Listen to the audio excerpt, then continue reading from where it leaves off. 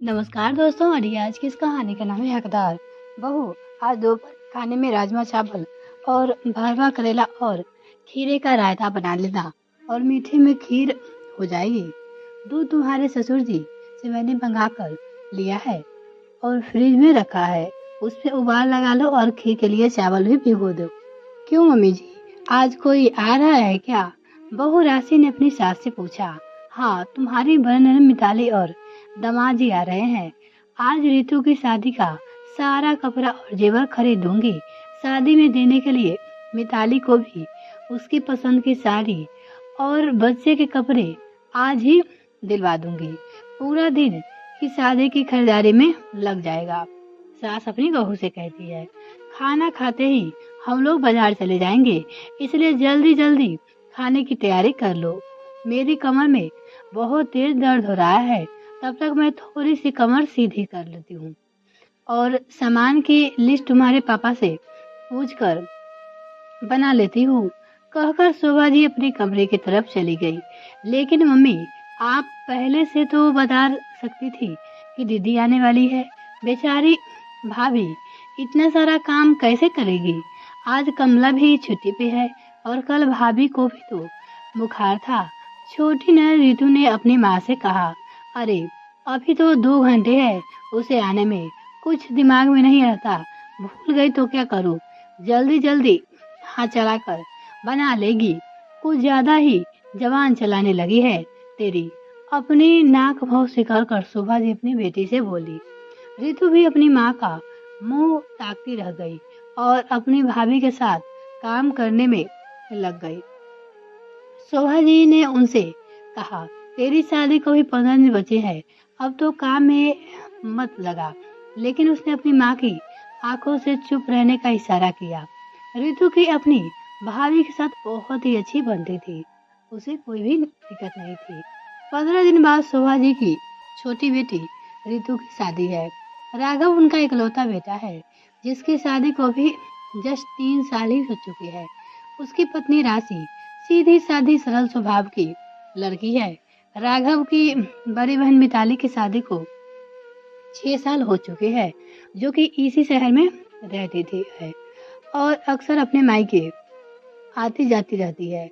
अपने मायके की हर छोटी बड़ी बातों में उसका पूरा पूरा हस्तक्षेप चलाता है। शादी की खरीदारी वही अपनी माँ के साथ करवा रही है। आज उनका शादी की खरीदारी करने का प्रोग्राम बना हुआ था, लेकिन उसकी बहू को इस बारे में कुछ भी नहीं पता था। यह आज की बात नहीं थी, उसकी सास हमेशा से यही हो रहा था उसके साथ। उसे लगता था कि जैसे वो घर में काम करने वाली की हैसियत से रह रही है। घर के महत्वपूर्ण सलाह मशवरे में उनका देना ही होते थे।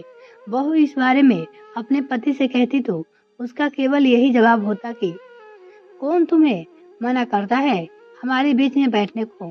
तुम खुद आ जाया करो, तुम भी तो परिवार के सदस्य हो, उसके पति कहते। लेकिन वो जानती थी उसके ससुराल में उसकी कितनी अहमियत है। लेकिन आज उसे मन ही मन उड़न हो रही थी। उसे भी कल से बुखार था। आखिर वह भी तो एक इंसान है, उसका शरीर भी लोहे का नहीं बना है। उसे सिर्फ काम के लिए पूछा जाता है। घर के महत्वपूर्ण निर्णय तो घर के सब सदस्य मिलकर ले लेते हैं। वो क्या नौकरानी है? वह भी तो घर के सदस्य है, यानी कि बहू है।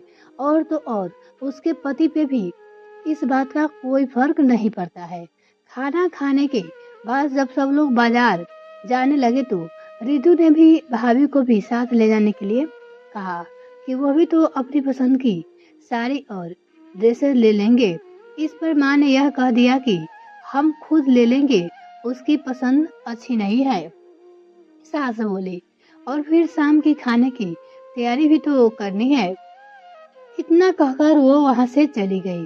राशि का शरीर बुखार से तप रहा था। वो तो आज जल्दी ऑफिस से राघव आ गया, जो उसने उसके माथे पे ठंडे पानी की पट्टी रखनी शुरू कर दी। आज राघव को अपनी पत्नी की हालत पे बहुत तरस आ रहा था और खुद पे गिलानी भी उसे महसूस हो रही थी कि वो कैसे नहीं समझ पाया। उसने सारा खाना बाहर से ऑर्डर करके डाइनिंग टेबल पे लगा दिया था। शोभा जी को भी जब जाकर पता चला कि बहू की तबीयत खराब है, तब भी काम से बचने का बहाना बताकर उसे ताना देने लगी। रितु ने जब अपनी माँ को ऐसा कहने पे गुस्सा किया तो वो कह दिया कि मैं तो मजाक कर रही थी। उसकी माँ बोली। लेकिन राशि ने मन ही मन सोच लिया था कि अब वो ससुराल में एक बहू का हक लेकर ही रहेगी। अगले दिन उसके नाश्ता बनाने के समय बोल दिया कि मेरी तबीयत अभी ठीक नहीं है, इसलिए मैं नाश्ता नहीं बना सकती। जब 2 दिन तक उसने कोई काम नहीं किया तो शोभा जी बोली, यह क्या तमाशा लगा रखा है तुमने बहू? अब तुम्हारी तबीयत ठीक है तो फिर घर का काम क्यों नहीं कर रही हो? तब राशि में कहा, मम्मी जी, यह सब करने से को मुझे अपने ही मजबूर किया है। सासू माँ, आप तो मुझे बेटी बनाकर लाई थी और बहू का हक भी ना दिलवा सकी। मेरे माँ बाप के दिए संस्कारों का ही असर था जो मैंने आज तक आपसे कुछ नहीं कहा, लेकिन अब चुप नहीं रहूंगी। राशि अपनी सास से कहती है, बहू कोई काम करने वाली नौकरानी नहीं है, उसके लिए भी अधिकार होते हैं जो आपने मुझे कभी नहीं दिए। कल के दिन आपकी बिटिया के साथ भी ऐसा हो व्यवहार तो उनकी सास करे तो आपको कैसा लगेगा? मैंने तो इस घर को सदा अपना घर ही माना था, लेकिन आपने मुझे अब तक इस घर का सदस्य ही नहीं माना। यहाँ तक कि आपने ही कपड़े में अपनी पसंद के नहीं खरीद सकती। राशि अपनी सास से कहती है, भाभी बिल्कुल सही कह रही है माँ। मैंने भी हमेशा आपको यही समझाया था कि इस घर पे भाभी का भी उतना ही हक है, अधिकार है जितना कि आपका। आखिर वो बेचारी कब तक ना बोलती। अपनी इज्जत अपने हाथों में होती है। जैसा व्यवहार हम दूसरे के साथ करते हैं वैसा ही बदले में हमें भी मिलती है। आज राघव भी अपनी पत्नी के साथ ही खड़ा था। अब तो शोभा जी को भी समझ में आ गया था कि अगर वह बहू को उसका हक नहीं देगी तो उनका बेटा भी उनके विरुद्ध खड़ा हो जाएगा, जो वो लोग हरगिज नहीं चाहती थी। उन्हें अपनी गलती मानने में ही अपनी भलाई लगी। सही बात है, कोई भी लड़की यह सोचकर ससुराल में प्रवेश करती है कि वह सबका आदर सम्मान नहीं करेगी, लेकिन परिवार के सदस्य का भी कर्तव्य है कि नए सदस्य का स्वागत प्यार से करे और कर्तव्य के साथ साथ उसको अधिकार भी दिए जाए, तब शायद घर सचमुच स्वर्ग बन जाएगा। ये कहानी आपको कैसी लगी कमेंट सेक्शन में जरूर लिखिएगा।